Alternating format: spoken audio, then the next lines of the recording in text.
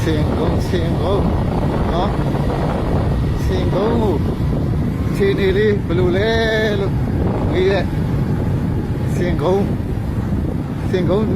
da ဒီထားအချိန်နေเนาะ2026 January တရက်ကနေ့တည်းလက်ဆောင်ဖြစ်တာလက်ဆောင်ပေးတာလက်ဆောင်เนาะเสียงกงဒီကတော့เสียงกงကတော့ဒီစီးတာပဲတော့စီးပါဒီလိုက်ပြပြီးတော့လို့เนาะကြည့်နေစင်ကုန်းကိုပြေးပါဦးစင်ကုန်းဘက်ကိုတော့ရိုက်ပြေးပါဦးစင်ကုန်းသားတွေ2026 January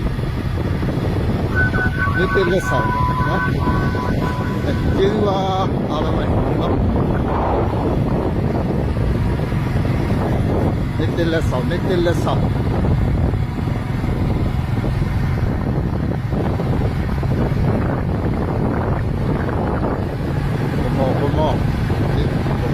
ဘောဒါစင်ကုန်းသားတွေနေ့တည်း present ပေးတာပါလို့เนาะ